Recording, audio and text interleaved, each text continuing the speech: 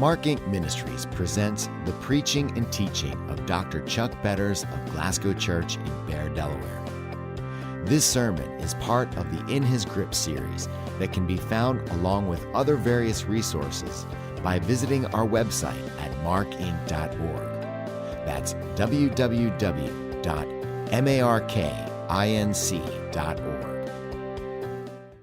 1 Samuel chapter 19. There is one place on the face of this earth I detest and despise more than any other place. It's a place I hate to go to. It's a place when I am there, I hate being. It's a place I like to avoid at any cost. It's a place where I feel very powerless and out of control. And yet it's a place where God has taught me my greatest lessons, has taught me what it means to walk by faith, and has taught me the significance of what it means to trust that He is a sovereign God, that He does all things well, that He makes no mistakes, that He can be trusted. That place is the waiting room. When God says, wait. Wait.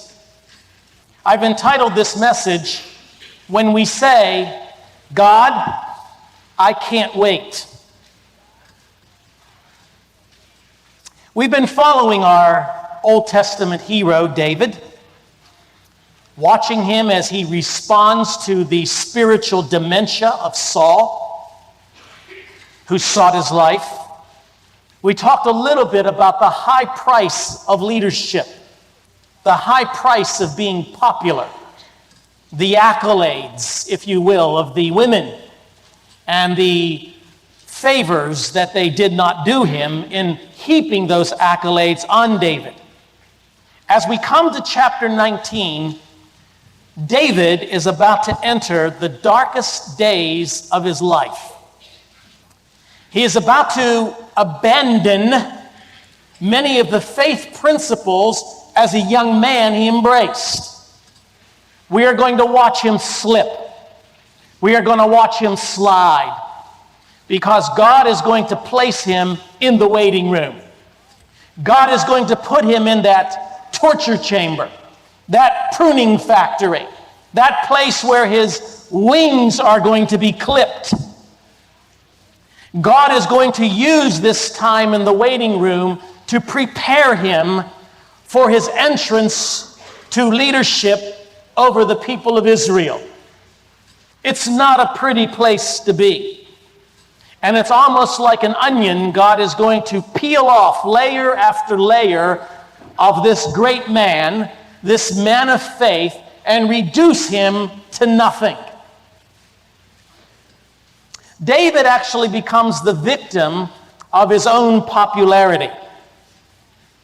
And in so doing, God brings him into this chamber, into this room of isolation, a tough place for any of us to be. Have you ever wondered why God often says to you, instead of yes to your prayers or no to your prayers, He says, wait. Hold on. I've got many lessons to teach you. And so God takes us and places us into this chamber. There are no windows there. Oh yes, there is a door. It's a door of escape. We can say to God, no, I don't want to be here in this waiting room, and so we will take matters into our own hands, and you're going to see that's exactly what David does. He says to God, no, I am not going to wait. There is just too much going on right now, and I don't want to wait. And so David begins to take matters into his own hands. But before he does, God has some stripping to do.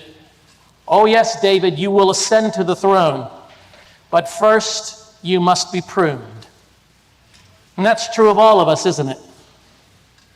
if we want the glory of living as a Christian, we want the glory of basking in the love of Christ, if we want the glory of a life of faith, then we must be pruned. Pruning is a process none of us like. And oftentimes that pruning takes place in the context of that waiting room. Our great diamond in the rough, David, will have to undergo some serious pain. And as has been said by many before, and is so true of us today, if God is going to use you greatly, he first has to break you deeply. Now, we don't like that. We would prefer not to have that. We would prefer that God has some other way. But he has made it so clear to us that the way or the pathway to glory is the cross. We must pick up his cross and follow after him. And so if God is going to use you greatly, he has to first break you deeply. And that breaking process is never pretty. And so it begins. Look with me at verse 19. I want to see what layers God begins to strip away from David. The first thing I note here as I read chapter 19 and chapter 20, and by the way, this will be like a 2 or 3 part series on this whole issue of the waiting room.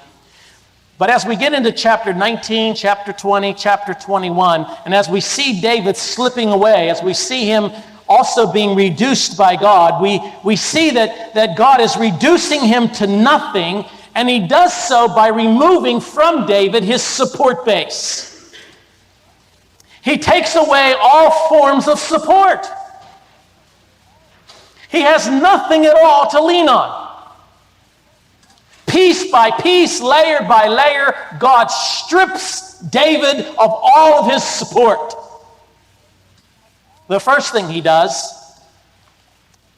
is he causes him to lose the security of his friend.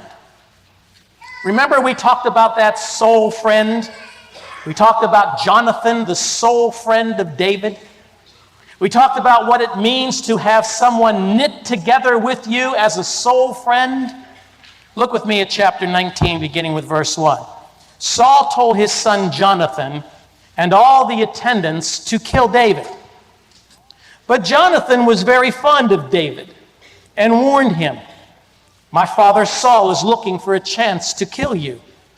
Be on your guard tomorrow morning. Go into hiding and stay there. I will go out and stand with my father in the field where you are. I'll speak to him about you and will tell you what I find out." Jonathan spoke well of David to Saul his father and said to him, "Let not the king do wrong to his servant David. He has not wronged you. And what has he done? And what he has done has benefited you greatly. He took his life in his hands when he killed the Philistine. The Lord won a great victory for all Israel, and you saw it, and you were glad. Why then would you do wrong to an innocent man like David by killing him for no reason?" Saul listened to Jonathan and took this oath: "As surely as the Lord lives, David will not be put to death." So Jonathan called David and told him the whole conversation. He brought him to Saul, and David was with Saul as before. Now I want you to listen closely. You can get a little ahead of the story by going to chapter 20 and chapter 21, and there you're going to see that they kind of work out a signal between them. David and Jonathan work out a signal between them as to when and where or if David is going to be in any danger by Saul. And when we come to chapter 20, when we come to chapter 21, we see David and Jonathan, because of Saul's dementia, parting ground. Jonathan has to go and follow after his father in loyalty to his father, and David has to go into hiding.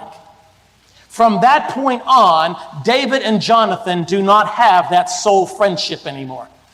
It's gone. David loses the security of his friend Jonathan. Their friendship will never be the same. And in fact, Jonathan eventually is killed, And David and Jonathan never have an opportunity to renew that friendship again. I had a library once that was given to me by an old preacher. This was back when I first started in the ministry 32 years ago. And this guy, this old preacher, old Methodist preacher, had retired. And so his library goes all the way back to the 1910, 1920 era. And I pulled one of those books off my shelf where it talks a little bit about Jonathan. And back in 1910, the author of this book wrote this that I think speaks so pointedly to Jonathan. He says, Jonathan, Saul's son and Michael's brother, was better than both of them. Jonathan gave his life in obedient sonship to his father, but reserved his heart in spontaneous affection for David. Here is friendship fit for the kingdom of God. His arm was steel. With an armor bearer, he crept into a Philistine camp at night to kill 20 of them. When his father's battalions moved, Jonathan marched with the front rank, and there he died at Saul's side. His heart was gold. He dared plead for the life of David in the face of Saul's murderous jealousy. That's the passage we just read. He went secretly to warn David whenever Saul lifted his spear. That's their prearranged signal, warning him for the last time in the deep wilderness of Ziph. Soon he was dead at bloody Gilboa. Broken, David would weep. "O Jonathan, thy love to me was wonderful, passing the love of women. How are the mighty fallen, and the weapons of war perished?" War's weapons and her laurels are cheap tinsel when such a friendship is involved. He died for his father, renounced his throne to his friend. In some ways, Jonathan was more akin to Christ than David was. I think that speaks worlds of this man. A man who would intercede before his father, risk his life before his father, even yield the throne that he was rightfully entitled to his friend David. A soul friend, a loyal friend, one who would give his life. But suddenly, he's gone. He's gone. You know, when somebody becomes a Christian, one of the first things we like to tell them is be careful now, because the friends you had before you became a Christian are engaged in a lifestyle that you can no longer live. I never try to promise somebody that if you become a Christian, your life can remain the same. That's just not true. When you become a Christian, your life has to change.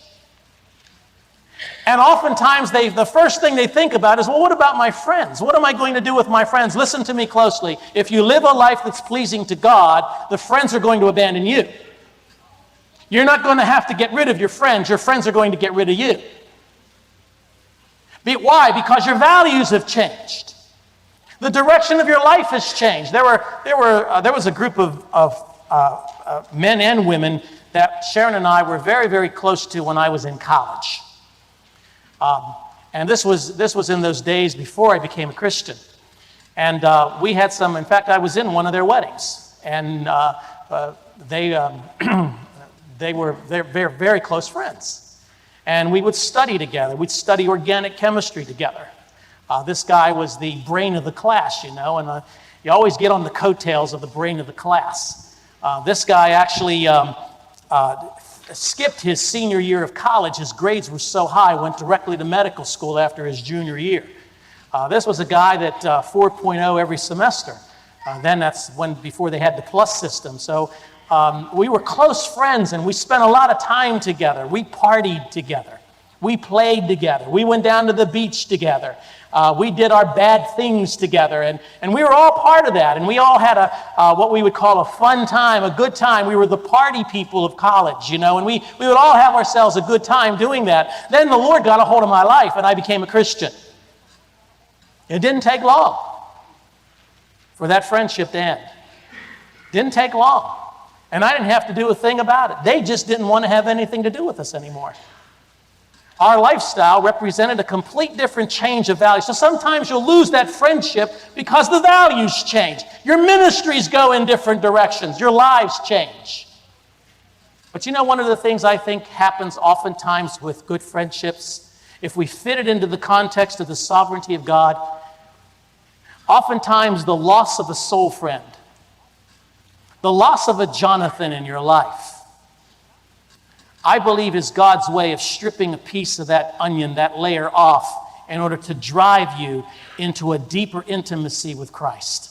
Maybe it's because too much of your faith is dependent on your friendship, and not enough of it is dependent upon the intimacy of your walk with Christ.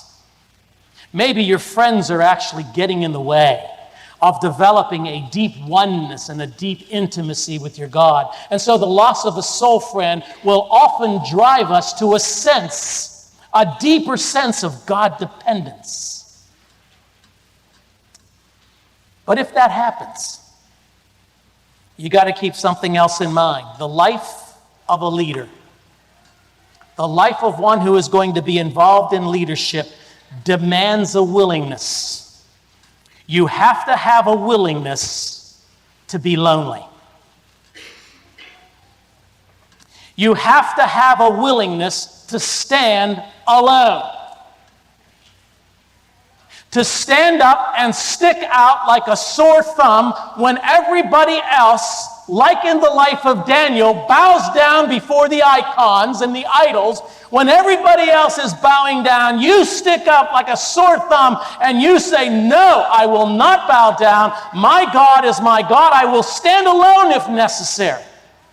And oftentimes God will remove your friends, even your soul friends, to teach you what it means to stand alone.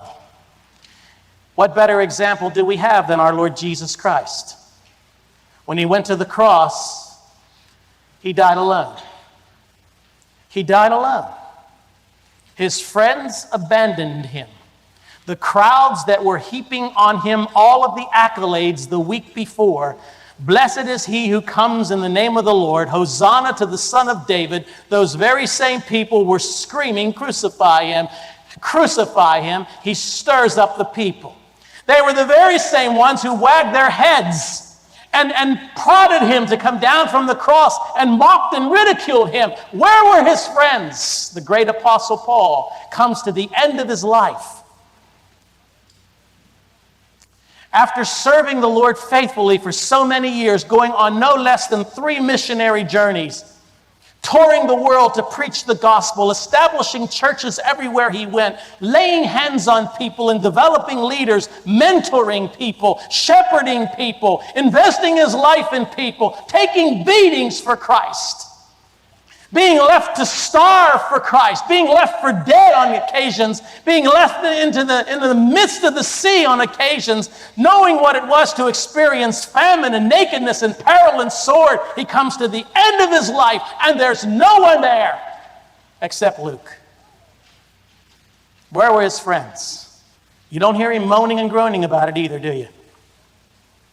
You don't hear the great apostle Paul moaning and groaning about, where are all my friends? Why? Because he experienced, I believe, the same thing our man David's going to experience, that the loss of those friends oftentimes becomes a stimulus to teach you how to stand alone, how to be dependent upon God and God alone.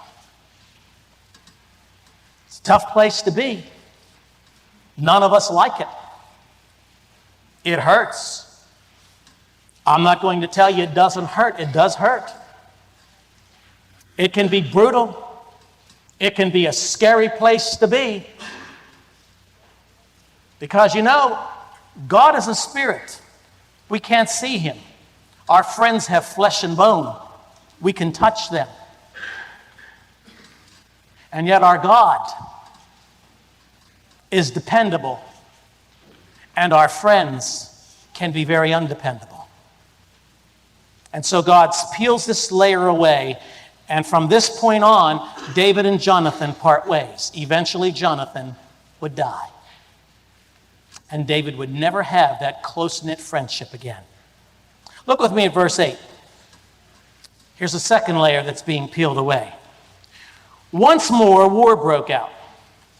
And David went out and fought the Philistines. He struck them with such force that they fled before him. But an evil spirit from the Lord came upon Saul as he was sitting in his house with his spear in his hand, while David was playing the harp. Saul tried to pin him to the wall with his spear, but David eluded him as Saul drove the spear into the wall. That night, underline this, David made good his escape. You ever lost a job? You know what uncertainty there is when you don't know how you're going to make a living? When all the responsibilities you've been given are gone, all the privileges you've been given, all the things you take for granted are gone. David lost not only the security of his friendship with Jonathan, he lost the security of his job and his position of power as an officer, and he has to flee for his life. Now, that could cause many of us to moan and groan and to say, God, why have you abandoned me? That could cause, especially if we lose our jobs because of injustice. I was talking to a man from our church, a godly man, a man who loves the Lord. 30-some years he's with this company. Now, I know for a fact, because I've heard him talk to me before, how much that man loved that job. He absolutely loved that job. And he sought to honor the Lord on that job. In many ways, he loved what he did for a living. He gets called in one day to the office, and basically he is told after 30-some years, we don't need you anymore. We don't need you anymore. All of that security is cut out from under him. But he stood back there in the sanctuary and he said to me, I'm trusting the Lord. I know the Lord's going to do something here. I'm trusting the Lord. And I believe him. I believe him with all my heart that that's exactly what he's doing. He's seeing a bigger picture here. You ever lost a job? You know what uncertainty there is when you don't know how you're going to make a living? When all the responsibilities you've been given are gone, all the privileges you've been given, all the things you take for granted are gone. David lost not only the security of his friendship with Jonathan, he lost the security of his job and his position of power as an officer, and he has to flee for his life. Now, that could cause many of us to moan and groan and to say, God, why have you abandoned me? That could cause, especially if we lose our jobs because of injustice. I was talking to a man from our church, a godly man, a man who loves the Lord. 30-some years he's with this company. Now, I know for a fact, because I've heard him talk to me before, how much that man loved that job. He absolutely loved that job. And he sought to honor the Lord on that job. In many ways, he loved what he did for a living. He gets called in one day to the office, and basically he is told after 30-some years, we don't need you anymore. We don't need you anymore. All of that security is cut out from under him. But he stood back there in the sanctuary and he said to me, I'm trusting the Lord. I know the Lord's going to do something here. I'm trusting the Lord. And I believe him. I believe him with all my heart that that's exactly what he's doing. He's seeing a bigger picture here. Oftentimes we put our security in finances, in money, in the ability to make a living. We put our security in the stock market, or what our portfolio looks like, or whether our investments are doing well. We have a sense of euphoria if the stock market goes up. We are despairing and in depression when the stock market goes down, and we're watching as we lose money and gain money and lose money and gain money, and we're watching as the pinnacles of and the pillars of our financial security are cut out from under us. What would you do if suddenly you lost that security? What would you do? Hold your place there, because on this particular occasion, here is our man David. He now has to flee for his life. He's lost the security of his friend Jonathan. Saul just tries to pin him to the wall with a spear. He now loses his position. He has to run for his life, and he's out there in the woods somewhere, sitting in the muck and the mire of depression, wondering whether or not God has abandoned him, and he writes a song. He sits down and he writes a psalm. Just parenthetically, I want to tell you something. You know how important music is to worship? You know how important music is to worship? Music was important to David. David was a musician. And many of the psalms were framed in style, in literary style that was to be sung or chanted. No exception here to the 59th Psalm. So turn to Psalm 59. On this particular occasion, here is our man David running for his life, stripped of his friendship, loses his job. Someone just tried to take his life from him, and he writes. And he says, this is for the director of music, to the tune of Do Not Destroy. He even picked out the tune. This is the tune I want you to sing. Of David, a miktam, which is another way of saying a song of praise. When Saul, he's given the occasion now, when Saul had sent men to watch David's house in order to kill him. We'll read about that in just a few moments. He's in hiding. Saul has sent men. I want to kill him. We want to ambush him. We want to kill him. So he sends an assassin squad to kill him. David knows the assassin squad is outside waiting to kill him. He sits down and writes a hymn. What would you do? Call your lawyer? What would you do? What would your response be? David's immediate response is, I'm going to abandon myself to my God. And yet even in this, God is stripping him. He says, deliver me from my enemies, O God. Protect me from those who rise up against me. Deliver me from the evildoers and save me from bloodthirsty men. See how they lie in wait for me. Fierce men conspire against me for no offense or sin of mine. I have done no wrong, yet they are ready to attack me. Arise to help me. Look on my plight. O Lord, God Almighty, the God of Israel, rouse yourself to punish all the nations. Show no mercy to wicked traitors. Selah, which means rest. End of the stanza. Now let me tell you something. As you read those first few verses, one thing becomes very clear. David had some good theology. There is a very significant difference between suffering because you've sinned and suffering for righteousness' sake. Suffering because we've sinned, suffering because we've rebelled, we deserve. If you're going to sin, if you're going to follow after sin, if you're going to follow after rebellion, and God allows suffering to come into your life as the result of that, don't shake your hand in God's face and blame him. You're experiencing that pain because you deserve to. But the real problem comes when we experience pain when we don't deserve to. This is one of the things that David is saying. He is saying, I am experiencing pain, but I've not sinned. There's no sin in my life at this point that ought to cause this to happen to me. There are wicked men pursuing me, and I've done nothing wrong. You ever been there? Now, don't be self-righteous right now. Don't think to yourself that on every occasion where evil's been done to me, I didn't deserve it. There are times in all of our lives when evil is done and we convince ourselves, we actually convince ourselves that we were righteous in our behavior. We convince ourselves. We even get religious about it. That somehow, some way, God owes me because I was righteous. Well, David's very clear here. He says, now I didn't commit this fault, Lord, but I still am begging you to protect me. I am abandoning myself to you. And as you continue to read the psalm, one of the things that David makes very clear is, I am not the one to bring vengeance. I don't have the right to bring vengeance. You know, when people hurt us, often what our response is, you're going to pay.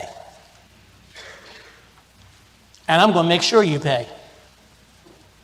You hurt me, now I'm going after you. And if I can't get you, I'll get something you love. but I'm going to hurt you because you hurt me. Now, if you're honest, you'll sit there and you'll say, that's really who I am. I am a vengeful person, especially when there's been a great injustice committed against me. Can you actually get to the point where something unjust or unjust has been done to you, that you can defer vengeance to God?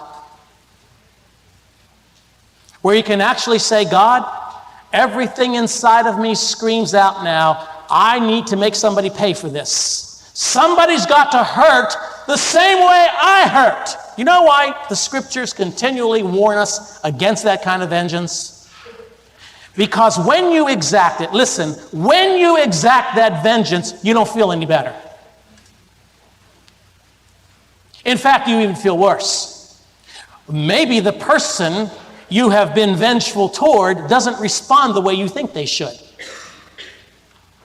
Maybe they look at you and say, big deal. That makes you even more vengeful. I read about the convicted killer who was executed here in the state of Delaware. He sat there tied to the gurney. The very last thing he does is he looks at the family that he victimized, and he gives them an obscene gesture. Can you imagine going before a holy God and the very last thing you do is that? Somehow or another, I can't even imagine being in that situation. Somehow or another, even the state executing judgment and vengeance against the criminal is not going to satisfy. That's why vengeance has to belong to God, and you'll never ever really be satisfied until God executes that vengeance God's way. That's why everything in Scripture points to the judgment seat of Christ. When all the books are squared up, when all the accounts are rectified, or reconciled, when all of the ledgers are put into proper balance, then and only then will you have satisfaction. You will never ever experience satisfaction when you execute vengeance. In fact, the Bible speaks of heaping coals of fire on their heads. By what? Loving them. Loving them. Say what? Everything inside of me screams out vengeance. But here David says, look at verse 11. I love this because you see his humanness coming out here. You see David saying what most of us would feel. He says, now God, don't kill them. That's too easy. Make them suffer a little bit. He says, verse 11, do not kill them, O Lord, our shield, or my people will forget. Make this memorable. In your might, make them wander about and then bring them down. For the sins of their mouths, for the words of their lips, let them be caught in their pride. For the curses and lies they utter, consume them in wrath, consume them till they are no more. Then it will be known to the ends of the earth that God rules over Jacob. End of verse 2. Selah. You know what he's saying here? You're the only one that can execute vengeance the right way. You're the only one who can execute it the right way. But then he says, thirdly, verse 14, he says, they return at evening, snarling like dogs, and prowl about the city. They wander about for food and howl if not satisfied. He says, if you look at verse 13, he says, consume them in their wrath till they are no more. Then it will be known to the ends of the earth that God rules over Jacob. You see, that's his motivation. His motivation is the glory of God. If you want God to execute judgment, if you want God to be vengeful, if you want to defer the vengeance to God, then you have to say at the same time, God, it's your glory I seek. I want the ends of the earth to know that you are a glorious God. And your glory is not only tied up in your love, your glory is also tied up in your holiness. You are a loving God, but you are a holy God. And I want the world to see that, and so I defer my pain to you. Here I am in hiding, but I defer my pain to you. You bring the vengeance. You bring the judgment, so that the ends of the earth will know that you are God. Never does he say, so that I will feel better, so that the world will know I am innocent, so that David's reputation can be restored, so that the world will know that David is a good man, so that the world will know that Saul was a crook. He never says any of that. He says, I want this vengeance exacted, God, because I want you to receive the glory. I want the ends of the earth to know that you are God, that you will not allow the wicked to go unpunished. But there's even more. He says, verse 16, but here's what I'm going to do. While you're doing all that, Lord, this is what I'm going to do. I will sing of your strength. In the morning I will sing of your love, for you are my fortress, my refuge in time of troubles. Oh, my strength, I will sing praise to you, O God. You are my fortress, my loving God. You know what I'm going to do while the world's chasing after me? While my friends have abandoned me? While I have been treated unjustly? While you are executing and exacting this vengeance? You know what I'm going to do, Lord? I'm going to worship you. I'm going to bow down and worship you. I'm going to draw into a deeper intimacy with you, because you see, the moment I begin to exact that vengeance is the moment I assume your responsibility. It's the moment I play God. That's your responsibility. My responsibility is to worship you. So I'm going to get on with the business of praising my God for who he is. You are my God, my shield, my buckler, my strength, my fortress, my loving God. You are the one who upholds me. You are the one who holds me firmly in the grip of your grace. I'll let you take care of everything else. Can you do that? Do you do that? Do you do it with your husband, your wife, your children, your spouse, your neighbors, your employer? How about that EGR person you're going to have to spend the day with tomorrow at work? You know what an EGR is? Extra grace required people. What about that person that really gnaws at you? Those irregular people in your life that just gnaw away. How about those who mock your faith? How about those who ridicule what you stand for? How about those who just can't stand to be around you? Can you still worship God and turn them over to him? Say, you deal with them your way. Now I'm going to introduce you to the other two pieces of the onion that are peeled away. And I want you to be prepared for it the next time we're together. He not only lost the security of his job and his position of power and position, thirdly, he lost the security of his marriage. He lost the security of his marriage. And if that wasn't bad enough, he goes to his mentor. He goes to the one person on the face of the earth who understood his calling. Anybody know who that person was? Who anointed him? Samuel. He says, I've lost it. I've lost my friend. I've lost my job. I'm sitting here in hiding. My wife betrayed me. He goes to his mentor. He says, at least Samuel will understand. And he even loses the security of Samuel.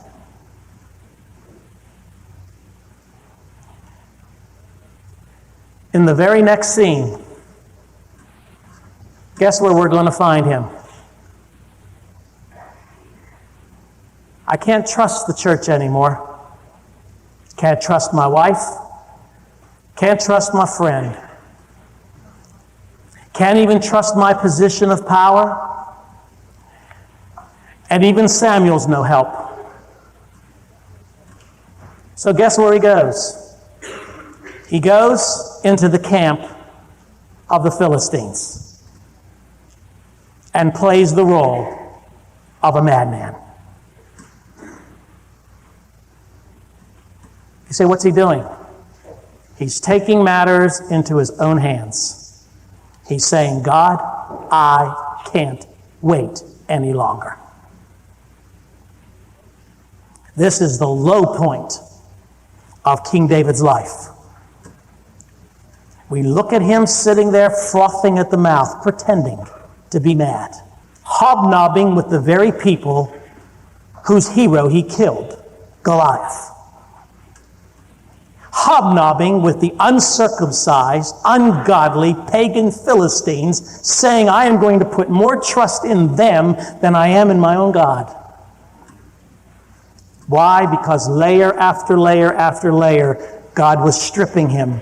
And now he reverts to the only thing that he felt he could be safe in. At least, the Philistines will be kind and have pity on me when they see what a mess I've become. Maybe it'll give them a sense of security to know that the one who killed the great Goliath has now been reduced to nothing. Maybe I'll be safe there. Tough place to be, isn't it? In the waiting room. Tough place. So the question for you is, what piece of your onion is God stripping away? Has he placed you in the waiting room? Has he removed your support base? The same man who cries out in Psalm 59, I'm going to put my trust in you, moments later, puts his trust in the Philistines.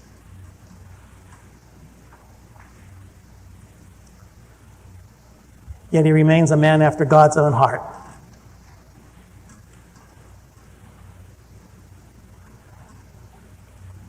Schizoid? Is that what he is? Bipolar? Is that what he is? Maybe. One thing's for sure. In just a few moments, as we follow these chapters, we're going to ask ourselves, who is this man? Is this the same one that took the slingshot and killed the giant? Is this the same one who defied the armies of the Philistines? Is this the same man? It is always the end product of people who say, God, I can't wait any longer. And we seize from God the very control he is seeking to seize from us. And you know what he does? He lets us go. Now, he doesn't abandon us. He never will. But he lets us go and actually delivers us over to our spiritual madness. Why? So that we will cry back to him. So that we will repent and realize that we were safe when we were in the grip of his grace. This program has been brought to you by Mark Inc. Ministries, proclaiming the truth that God is sovereign and you can trust him. Please visit us online at markinc.org to learn about other available sermons and resources.